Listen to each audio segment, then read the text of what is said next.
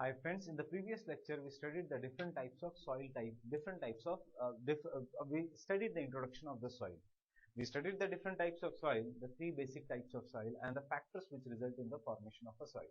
Now let us study in regarding to the factors which are resulting into the formation of the soil, how the soils in India are formed. Again a very simpler and very conceptual part of what kind of the soils in India are present in India with regard to the factors which have resulted in the formation of a soil. After doing this, then the distribution of a soil is very easy for you. You have to study some of the basic criteria only regarding to the formation of the soil. Now first, if we look at the geology of India, this entire part is what is known as the peninsular part of India. This is the Indian peninsula. The remaining part is the mountainous region, that is the Himalayan mountain system. So this is the Himalayan mountain system in India.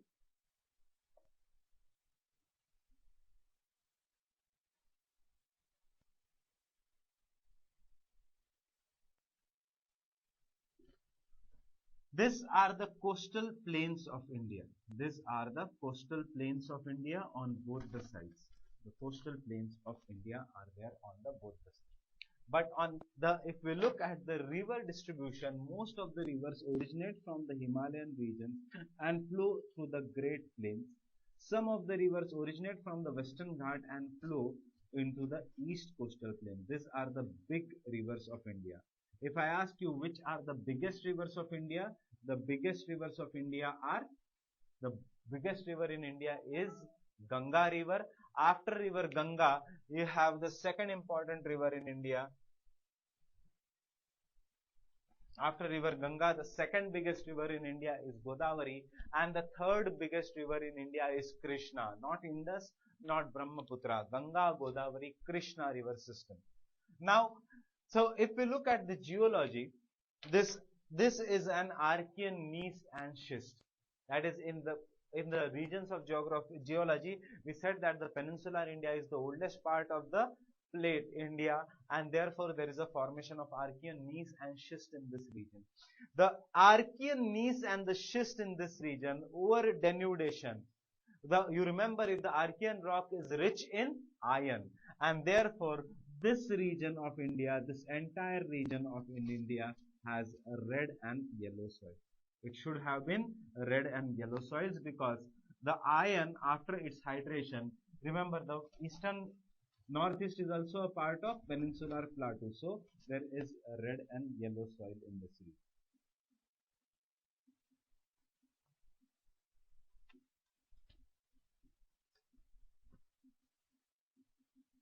There is red and yellow soil in this region. After that, in this region of red and yellow soil, while India was passing through a hotspot known as Reunion hotspot, this part of India came under the influence of an volcano, and so this area got covered by volcanic eruption, what we call as a Deccan Plateau, which extends even in the Gujarat as the Gir ranges, and therefore covering this region of India, there is the basaltic lava flow. This basaltic lava flow over the period has given rise to a soil which is known as black soil, and therefore this region of India has the black cotton soil. This region of India has black cotton soil.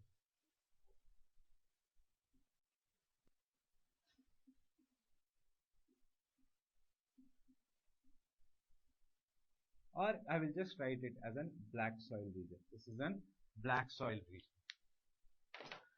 Now this part of India, the remaining part, jahan se rivers are flowing, rivers have brought large amount of sediments from the Himalayas and have deposited those sediments in the plain region, resulting into formation of the Great Plains of India, in the Indus, Ganga and the Brahmaputra river region, including the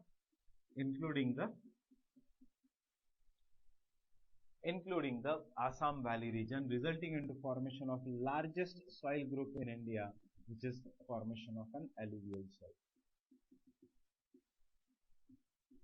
So you can see how the parent rock has influenced the formation of three different soils in India.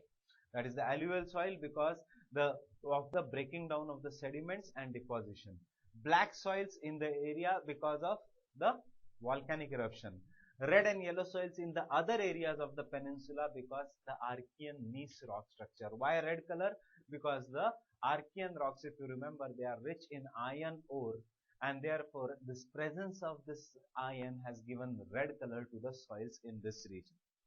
Now in the other parts of India where there is a very heavy rainfall, it has resulted into formation of an lateritic soil because of the process of leaching. So the lateritic soils are found all along the Western Ghat where there is a very heavy rainfall in this region, and to some extent in the Meghalaya Plateau, Garo Khasi, Jaintia Hill region, you have an laterite soil. To some extent even in Orissa and some parts of Vindhyas and Satpura. So you have an lateritic soil in this region.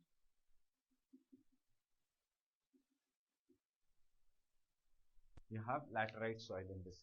Now the major rivers flow from India and result into formation of a delta.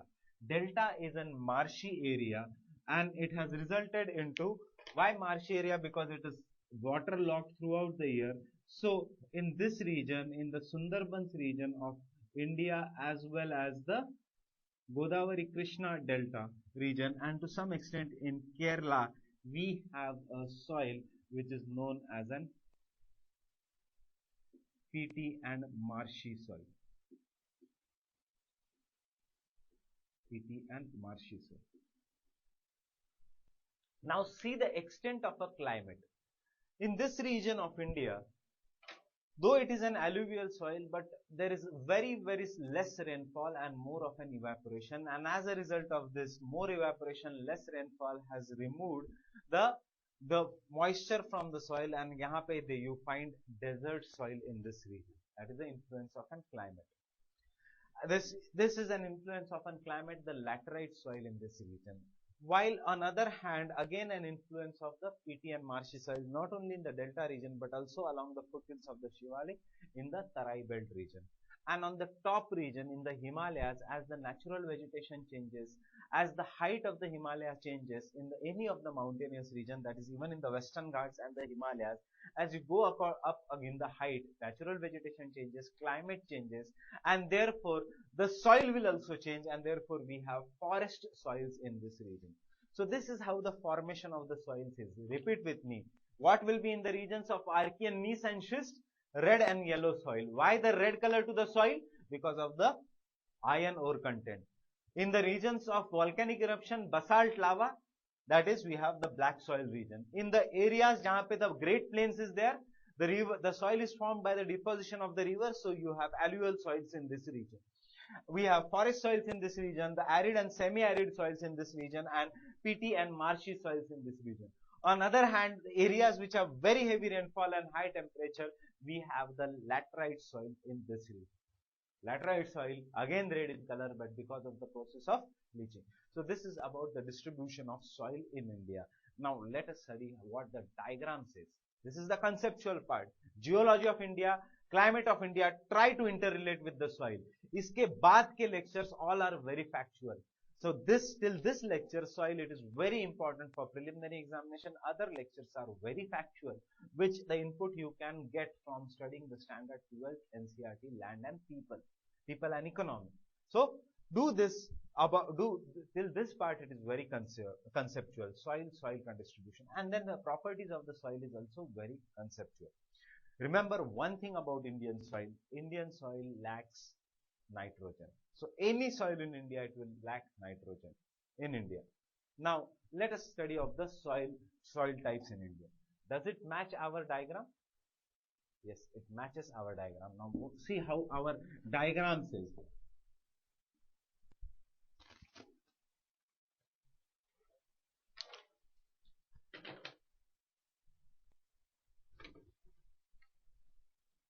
If I talk of the soil distribution in India, see here. What is this soil? This is the forest and mountain soil. I told you we are classifying it separately because there will be greater change in the soil.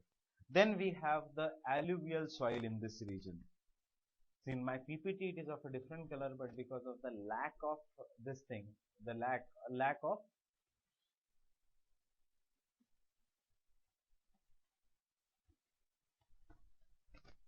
interface, यहाँ पे the green color is not showing, so you have the alluvial soil in this region. I am just shading all the alluvial soil in this region.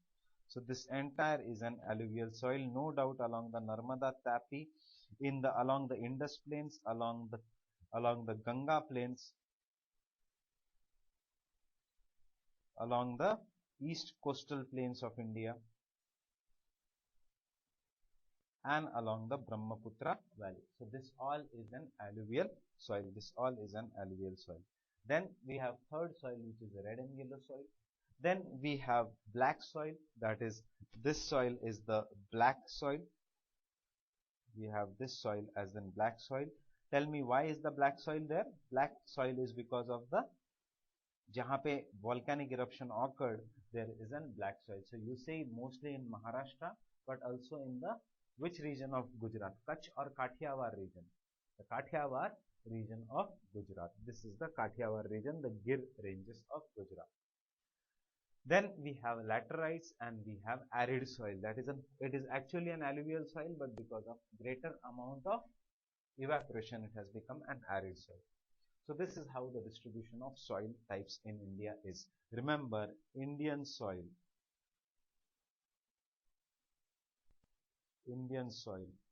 is poor in nitrogen. Is poor in nitrogen. So one of the chemical composition of the soil is asked in the examination. Remember, most of the Indian soils are poor in nitrogen. Remember, humus content means organic content. This we did in the previous lecture. Now humus, fossils. This black soil is an example of a volcanic rock. These are of volcanic origin. Red and yellow soils are of metamorphic origin.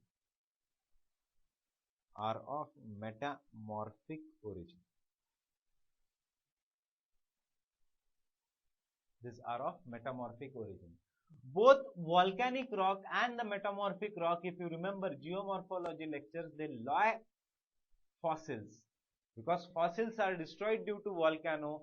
And also remember that the volcanic rock structure, fossils are destroyed because of very high heat, and the metamorphic rock because of high heat or high pressure, even the fossils are destroyed. So generally these two soils will lack humus content.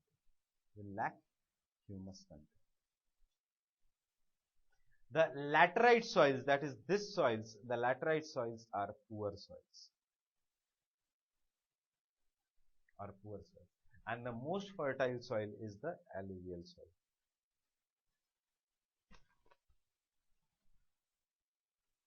And therefore, the alluvial plains of India are the most populated plains in world. In fact, UP has a population even greater than the population of Brazil, it is said. So this high densely populated, most populated because of extremely fertile soil found in this. Now with this, let us study each and every soil in detail. Now first, the alluvial soil. These are widespread in the northern plains and river valleys. Yes, obviously they will be more widespread in the northern plains and the river valleys. These soils cover the 40% of the total area of the country. So which soil is most widespread?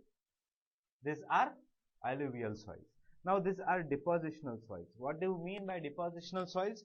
Means their source of origin is the Himalayas, and the rivers which have come from the Himalayas have brought the sediments, and while coming down, the rivers have then deposited the soil, resulting into formation of an alluvial soil.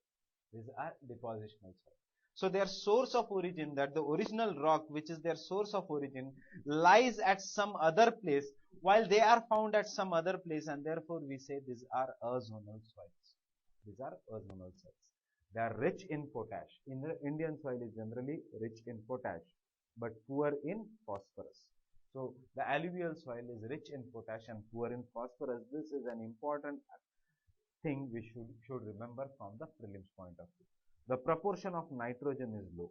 Proportion of nitrogen is low. They all occur all along the Indo-Gangetic plains, Brahmaputra plains, deltas of Mahanadi, Godavari, Krishna, Kaveri, Narmada and Tapi valleys. Because these are extremely soft soil. Why they are extremely soft soil? Because they have been formed due to breaking down of the rocks and the deposition of sediments. These are highly fertile because of the softness of the strata and high fertility. Alluvial soils are intensively cultivated and are best suited for irrigation. Therefore, the major source of irrigation in the northern plains is the canal irrigation. The major source of irrigation in this plains is the canal irrigation. So the alluvial soil intensively cultivated, therefore these regions are densely populated regions of the world. These are densely populated regions of the world. So rich in potash, poor in phosphorus and nitrogen is low. Now, we already have known that in the upper and middle Ganga plain, two different types of alluvial soils have developed, that is Khadar and Bangar. We have studied this already. Khadar, again repeated, Khadar is the newer alluvium and is deposited by the floods annually, which enriches the soil by depositing fine silts. So, therefore, Khadar is more fertile. Bangar represents an older alluvium deposited away from the floodplains. Both Bangar and Khadar contain kankars. But which has more kankar? Bangar has more kankar. The content of the sand in the alluvial soil decreases from west to east. The content of the sand in the alluvial soil decreases from west to east. It is very obvious because why? Because the rainfall increases.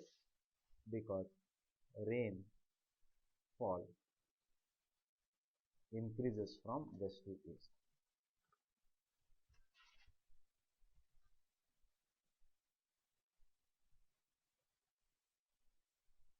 Because the rainfall increases from west to east. So this is, you have shown the photo. Remember, alluvial soil means densely cultivated.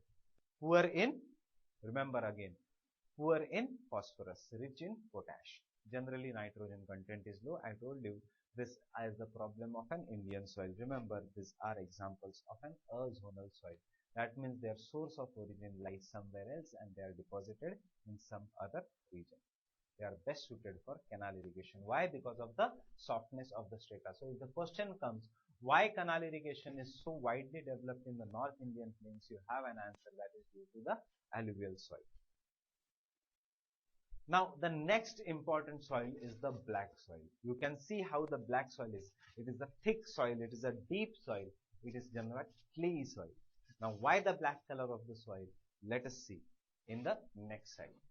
Now, the black soil covers most part of the Deccan Plateau, no doubt, because of the volcanic origin. It covers most part of the Deccan Plateau, which includes majority of Maharashtra, southern parts of Madhya Pradesh, Gujarat, Andhra Pradesh, and some parts of Tamil Nadu. The parent material for the black soils are volcanic rocks. The black soil is generally clay, deep, and impermeable. So you can see here from the previous this photo that this is high in the amount of clay. Clay means high in the amount of moisture. They are deep soils and they are clay, and therefore these are impermeable. Now these soils are known as regur soil. This is originated from the Telugu word reguda. So it is known as regur soil, or they are known as the black cotton soil. Why? Why cotton soil? Because they are best suited for cotton cultivation.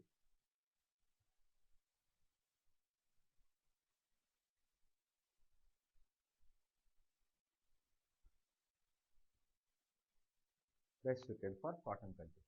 Now look in the photo down. You see, in the dry season, the black soil becomes so dry that the cracks open up. While look at the previous photo, during the wet season, they become clay. That is, the cracks close.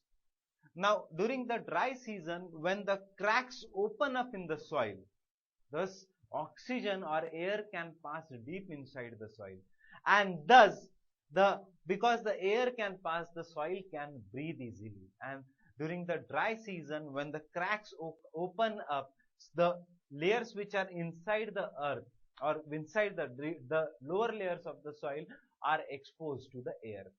While when the cracks close, the lower layers of the soil are again not exposed. So opening of the cracks and closing of the cracks is similar to the ploughing which is done. Why do we plough a field? So that the lower layers of the soil are exposed to the top, and then even the lower layers of the soil can get oxygen, and thus there is increase in the fertility. Now this we do not have to do in the black soil, because during the dry season the cracks will open up and thus it will automatically expose the lower layers of the soil. Such a property of the black soil is known as self-ploughing property. So see here, they swell and become sticky when wet and shrink when dried. So during the dry season, these soils develop wide cracks, thus there occurs a self-ploughing or occurs in the soil. Now this increases the fertility of the soil. So which soil in India there is a self-ploughing? It is in the black soil region. Now because of this character of slow absorption and loss of moisture, why? Because they are clay soil. The black soil is very much retentive of moisture. So you remember, the black soil retains the moisture for a very long time, which helps the crops, especially the red-fed ones, to sustain even during the dry season. So which soil is best suited for dry season? It is the black soil region. Now how is their chemical composition? They are rich in lime. Yes, we can understand that. They are rich in iron. Yes, we can understand that. They are rich in magnesia and they are rich in alumina. Now how to remember they are rich in lime, magnesium, iron and alumina? Remember, the black soil are made up of basalt. Basalt is a crust formed on is an oceanic crust. Oceanic crust we call it as a sima. Sima means silica and magnesium. Now sima is denser than Sial, that is the continental crust, because of the content of heavier elements such as iron. So the black soil, and the black color of the black soil is due to the presence of iron or titaniferous magnetite or iron.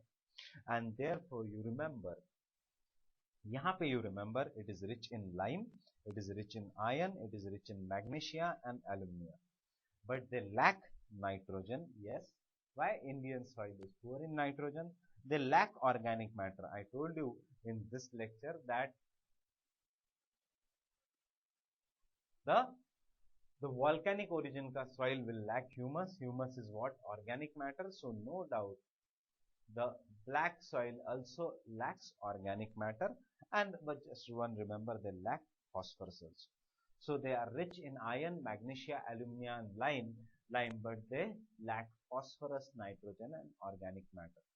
Now why the black color of the soil? The black color of the soil is due to the presence of iron or titaniferous magnetite. Due to the presence of iron or the titaniferous magnetite. So repeat with me: black soil, volcanic origin, Deccan Plateau is the chief area, self-ploughing property, retentive of moisture, so the best soil for the dry climate. They lack phosphorus, nitrogen and organic matter, but they are rich in lime, iron, magnesia and alumina. Out of that, remember iron and magnesia, sima, say, so this can come in the examination, iron and magnesia. Now why they are black in color? Because of the presence of titaniferous magnetite or iron. Now see this red and yellow soils. That is, the red and yellow soils develop on the metamorphic rock. So this develop on the crystalline and metamorphic rocks such as granites, gneiss and quartzites. They develop on the gneiss and quartzites. Granites, gneiss and quartzites. Now you forget about the acidic granite. This is not required. So you remember gneiss, schist, quartzites. They develop red and yellow soil. The soil is reddish in color due to wide diffusion of iron in crystalline and metamorphic rocks. So metamorphic rocks have iron, so these are reddish in color. No doubt the peninsular plateau may you get iron ore deposits right from Karnataka to Chhattisgarh, Jharkhand region. Which deposits of Karnataka? Kudremukh Iron Ore Company. Now you remember it looks yellow in color when it occurs in an hydrated form. That is when jahan pe there is more rainfall, it is yellowish in color. While jahan pe there is less rainfall, it is generally reddish in color. Now which part of India gets no rainfall during the southwest monsoon and rainfall only during the northeast monsoon, that is winter season? That is the Tamil Nadu region. So that means यहाँ पे there is a less rainfall. So less rainfall, what will be the soils which dominate? Red or yellow? Hydrated मतलब गीले form में, more of moisture. It will be yellowish in color. But non-hydrated form में it will be more of reddish in color. So therefore, red soils are found in the whole of Tamil Nadu region. Now why is this red color? This red color is due to the presence of iron oxide. Red and yellow soil are poor in most of the things. Remember, they are poor in lime, they are poor in magnesia, they are poor in phosphorus, nitrogen and humus matter. Again, as I told you, metamorphic rock does not have fossils, will not have humus, but they are rich in potash. They are rich in potash. So develop on the metamorphic rocks rich in potash. This is only you remember. Baki sab mein they are poor. Okay. So why red in color? Because of the presence of iron oxide. Hydrated form yellowish color. So most of India yellowish color. Tamil Nadu mein reddish color soil. Laterite soil. We have done that. Why laterite soil? Laterite means brick. Laterite means brick. So the laterite soils develop in the areas of high temperature and high rainfall. These are formed due to intense leaching. We have done what is leaching process, removal of everything from the top layer of the soil except for iron and aluminium. Now these are poor soils. These are poor soils. They are poor in organic matter. They are poor in nitrogen. They are poor in phosphate. They are poor in calcium. Iron oxide and potash are in excess. But I am marking only iron oxide because you see the past year question paper questions in UPSC are somewhat limited only. So the laterite soils are rich in iron oxide. You that remember that. Now remember, because these are poor soils, these are poor in nutrients.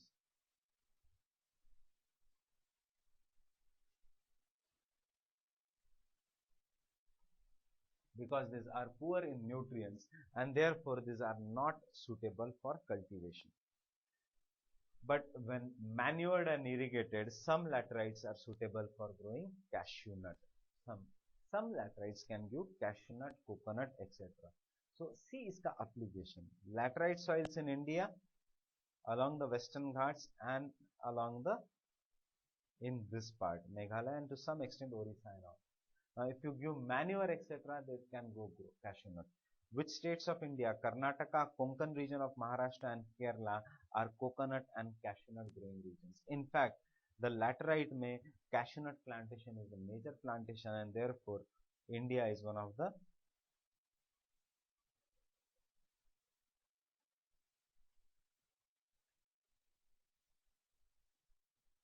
producer and exporter of cashew nut in the world.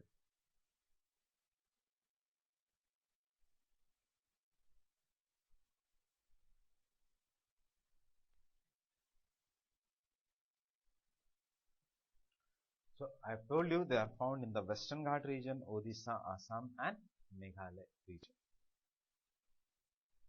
Arid soils. Arid soils means the soils which are found in the desert region. So these are the regions are the arid and semi-arid regions of Rajasthan, Punjab and Haryana. Due to the dry climate, high temperature and accelerated rate of evaporation, they lack two things. What is one thing? Moisture and humus. Now why they lack humus? If I ask you why lack humus?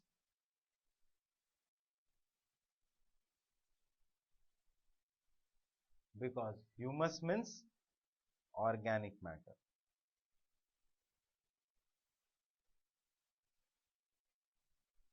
Organic matter means it comes from living things, generally vegetation. अगर moisture ही नहीं है, पानी नहीं है, there is no water, therefore in the desert regions, no trees, no vegetation, no population, and therefore they lack humus. Therefore they lack humus. So arid soils, out of that only if we say arid or the desert soils, they are developed in the western Rajasthan. Nitrogen is insufficient and the phosphate is normal. The soils are poor and contain little humus and the organic matter. Now generally if we give proper amount of irrigation, that is proper amount of moisture and humus, the soils are fertile soils if irrigation facility is available. In the arid soil, if we give irrigation facility, then they can give the best kind of a output, because these are what subset of alluvial soil which are lacking in moisture and humus. Nitrogen is insufficient. I told you it is a problem of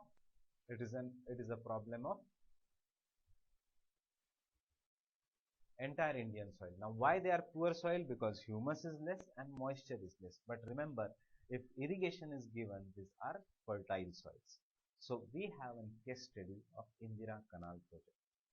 Now Indira Canal or Indira Nahar is one of the most gigantic project in the world, which is aiming to de-desertify and transform the desert wasteland into an agriculturally productive area. Indira Canal starts from Hareike barrage in Punjab from river Satluj and terminates in the Thar desert. The objectives are drought proofing, providing drinking water, improvement of environment, afforestation, employment, rehabilitation, development and projection of animal wealth, and increasing agricultural produce. So it is a multi-purpose project. It is not an irrigation project, not a drinking water project. You remember, Indira Canal is a multi-purpose project. जिसका one objective is environmental protection, that is removing the desertification. Second objective is providing drinking water. Third objective is providing afforestation. With afforestation, employment also comes, and also agricultural output it is going to increase. Thus its major objective is increasing the level of employment also. Now this, you remember, it is one of the most successful projects on which river? River Satluj. On river Satluj. Which state? Punjab. Then passes through Haryana, then Rajasthan. So remember, the three states are partner in this, that is the Punjab, Haryana and Rajasthan. In fact, because of this project, you can remember that even sugarcane is grown. Sugarcane, which is the most thirsty crop in the world, is grown in the desert regions of Rajasthan. So this is about Indira Canal. Now you can just look an idea. You can see it is starting from the Satluj river and then going through Punjab, then through Haryana and then to Rajasthan, up to the Jaisalmer district of Rajasthan, the Indira Gandhi Command Area Development Project. Peaty and marshy soils. I told you these are extremely marshy, waterlogged soils, and therefore they are found in the regions of heavy rainfall or waterlogging. Now, where does the waterlogging occurs? In the coastal areas of West Bengal, that is the Sundarbans region, Orissa, Tamil Nadu, Kerala.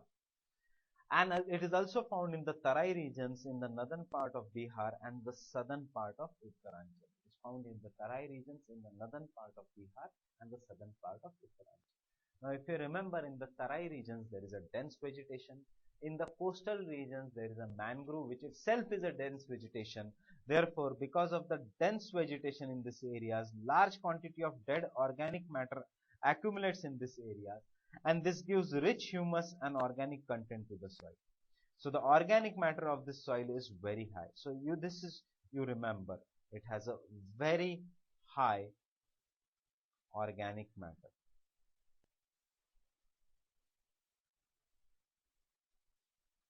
It is found in the areas of an extremely dense vegetation. Because of high organic matter, high humus content, they become black in color. देखो कोई चीज जब सड़ जाती है, it turns blackish in color. Your कूड़ा, your kachra, your waste, when it is kept lying for many days, it becomes black in color. So remember, peaty and marshy soil is also black in color. You can use the same analogy here. This is heavy and highly acidic. Remember, highly acidic, not alkaline. NCERT has a mistake here, printing mistake. NCERT says it is an alkaline soil. No, it is a highly acidic soil. And in Kerala, these soils are known as Kari soil. Obviously, in this region of the peaty and marshy soil, nothing can grow except for rice, because rice can tolerate many different types of the soil. So the most important crop in this region is rice. The most important crops in this region is rice. So this is about peaty marshy soil in the waterlogged region, in the delta region, in the coastal regions. Dense vegetation, therefore high humus content, blackish in color and highly acidic soil. Then these are the saline, there are some of the soil which have greater concentration of salts, and because of the greater concentration of the salts, we call them as a saline soil. Now the greater concentration of the salts can be naturally also, because of very high amount of evaporation, because it is near the coastal, near the seashore, and the water brings the salts and deposits, or the winds bring the salts and deposits in the on the soil, or in the areas of estuaries, delta, you will have seawater mixing and depositing the salts, is giving rise to saline soil. For example, marshy lands of Kutch, Rand region of Kutch. But the increasing salinity of the soil is also a problem, artificial problem, which is made by the man in the areas of excessive irrigation of Punjab, Haryana and Western India. So let us study the saline soils. The saline soils contain larger proportion of sodium, potassium and magnesium, and thus they are infertile, because too much salt does not support the irrigation, and because too much salt decreases the soil fertility and they do not support any vegetative growth. They have more salts largely because of the dry climate and poor drainage. So remember, saline soils, two keywords you remember. Don't remember water salts. Remember two keywords: dry climate and poor drainage. Where are they found? Obviously, western Gujarat, deltas of eastern coast and the Sundarbans of West Bengal. Remember, Sundarbans you can have, some areas will have peaty and marshy soils, some areas will have saline soils. But what I told, increasing soil salinity is a major problem in the areas of intensive cultivation with excessive use of irrigation, especially in the areas of green revolution. How? In these areas of India, that is the Punjab, Haryana, Western UP region, there is lot of canal irrigation. Now in the canal irrigation, this area is a region of very less rainfall, and this is an waterlogged area. Now due to the waterlogging, there is a capillary action, that is the salts from below are pulled up by water and they are deposited in the soil. Because of less amount of rainfall, water will get evaporated and the top layer of the soil will have then deposition of a salt. This makes the salt makes hard pan, and once the hard pan or hard soil is made, the top of the soil is made very hard, the soil cannot breathe, making the soil infertile. So why this increasing salinity? Due to artificial source. Increasing salinity is because of the excessive use of irrigation. So here you see the most important question from the preliminary soil excessive irrigation. From the preliminary point of view, excessive irrigation with dry climatic conditions promotes capillary action. Now what is a capillary action? Capillary action is the upward movement of water. Now if this is a groundwater, there is a presence of groundwater, and if the groundwater will rise upwards through this is a groundwater, the groundwater will rise upward against the force of gravity due to surface tension, and it will come and deposit on the upper layer. This is known as capillary action. I'm sorry, it cannot be seen on the board. I will show you here.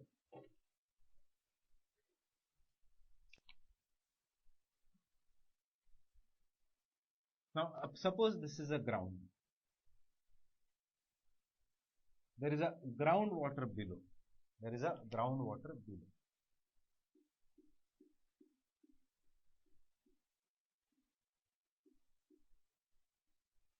Now this water, because of a surface tension, the water will rise upwards against the force of gravity. Against the force of gravity.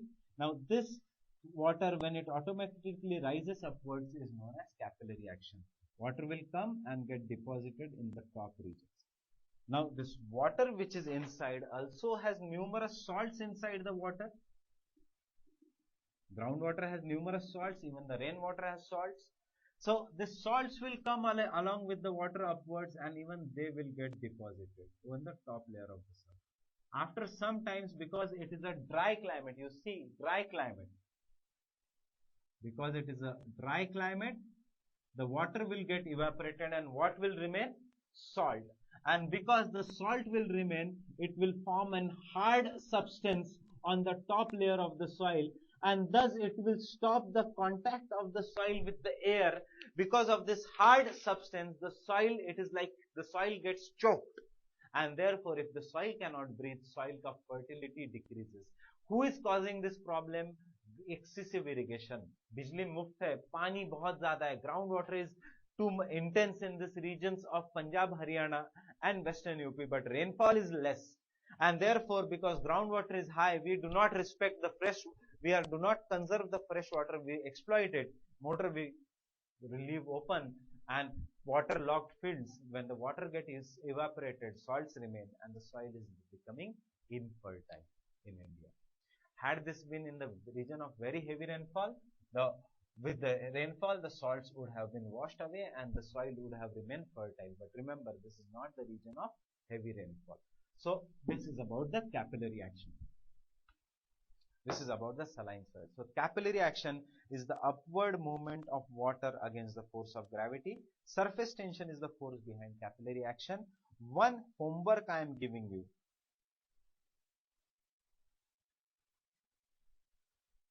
Do other examples of capillary action too.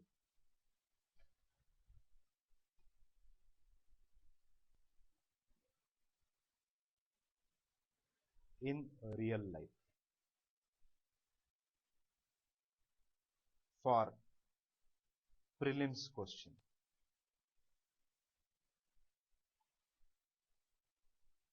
For prelims question. This can be a question in the general science paper. What are the other real life examples of a capillary action?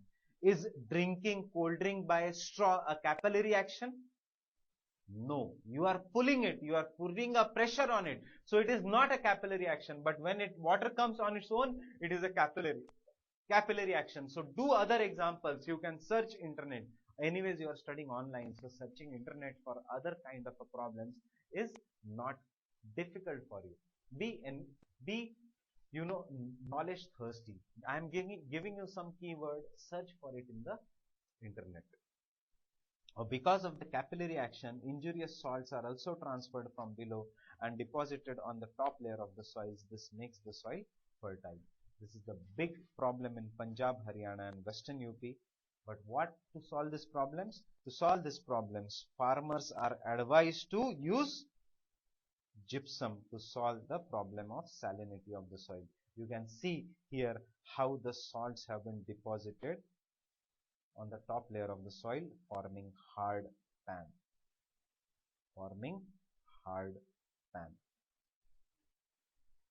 Remember, the photo downwards is not that of a coastal region. It is a photo of the Punjab and Haryana region. See the fertile soil by the deposition of the salts, because we do not properly irrigate, excessive use of irrigation, because we do not respect the fact that we have plenty of groundwater. We use it excessively, we exploit it, and we are turning a fertile soil into infertile. What is advised? To add gypsum. So saline soils in the northwestern part of India in the regions of green revolution due to capillary action. Lastly is the forest soil. Not very important from the exam point of view. Remember, they occupy around 8.6% of the total area of the land. These are highly heterogeneous soil. I told you, as you go up along the slope of a mountain, the vegetation will decrease, climate will decrease, and thus the soil will also, vegetation will change, climate will change, and thus the soil will also change. So this is an heterogeneous soil. So they differ greatly. They differ greatly. But the forest soils are rich in humus. Why? Because there is this forest region have dense vegetation.